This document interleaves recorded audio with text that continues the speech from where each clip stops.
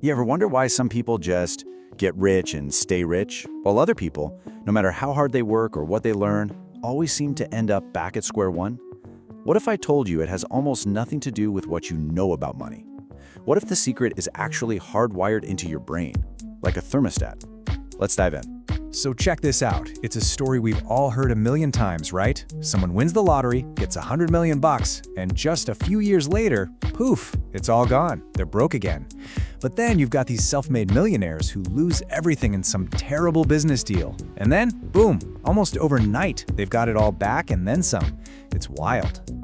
So what gives? I mean, it's clearly not about the money itself. It's not about luck. It's not even about education. The book argues that the real difference is something much, much deeper, something that was programmed inside of us when we were kids. And that right there brings us to the absolute core idea of this entire book, this concept of a financial thermostat.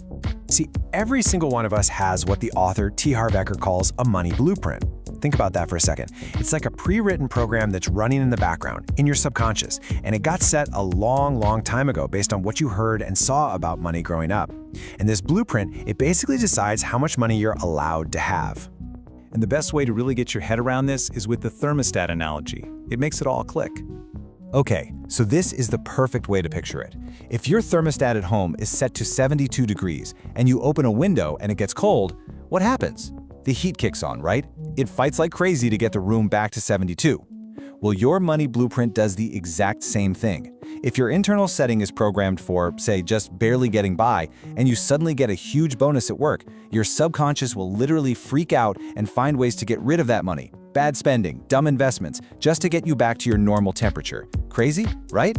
And this quote just nails it. Your inner world literally creates your outer world. You can read all the books, listen to all the podcasts, but if that internal program, your blueprint, is set to struggle, you will always find your way back to struggling. So the point is, we gotta fix the blueprint first. Everything else comes after.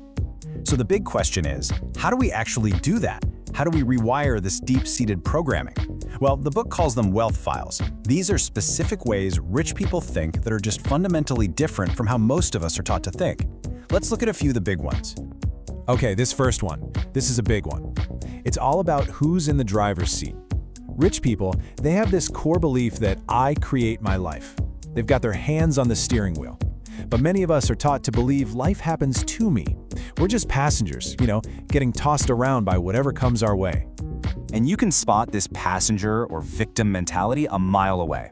People who have it do three things constantly. They blame the economy, their boss, you name it.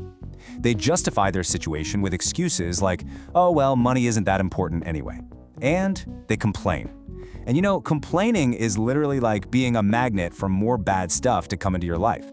I mean, think about it. Have you ever met one? Seriously, who would even listen? Oh, woe is me, I scratched the paint on my private jet. Yeah, no one cares. You simply cannot be rich and be a victim at the same time. You gotta pick one.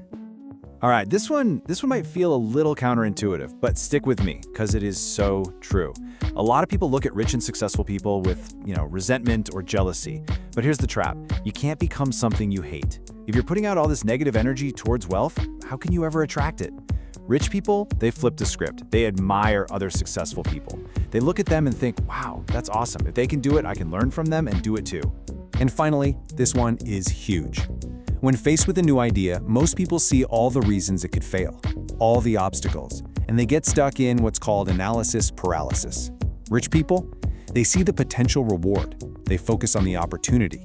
They have this ready, fire, aim approach. They just get in the game and figure it out as they go, while everyone else is still on the sidelines trying to get everything perfect. So, we've talked about the mindset shifts, but a new mindset without a new action, it's pretty useless, right? So let's get super practical. The book gives us one simple, powerful habit you can literally start today to begin physically rewiring that financial blueprint of yours. I mean, it really all boils down to this. It is not about how much money you make. It's about what you do with the money you have. If you want to master money, you have to learn how to manage it. Period. So the book suggests this, shockingly simple system. No complicated spreadsheets, no fancy apps, just 6 jars. Or even better, 6 separate bank accounts that you can open online in minutes. And every single dollar that comes into your life gets split up between them. And here's the breakdown. 50% for necessities, your bills, rent, food. Pretty standard. But it's the other 50% where the magic really happens. 10% goes into a financial freedom account. This is your golden goose. You never ever touch this money. You just invest it and let it grow. Then, get this, 10% goes into a play account. And the rule is you must spend it all every single month on something that makes you feel amazing. A fancy dinner, a weekend trip, a massage. Why? It trains your brain that money is a source of joy, and it strengthens your receiving muscle. It actually makes you better at accepting wealth into your life. It's brilliant. Now, I know what you're probably thinking, but I don't have enough money to manage. And the book calls that out right away. It says the universe will only give you more once you prove you can handle what you've already got. The habit is so much more important than the amount. If you find $1 on the street, split it up. 10 cents to financial freedom, 10 cents to play. You have to start the habit now.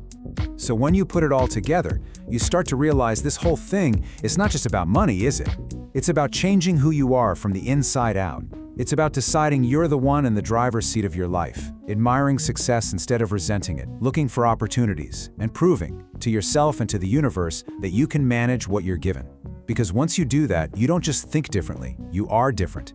And the question to leave you with is, what is your thermostat set to? And is it set for the life you really want?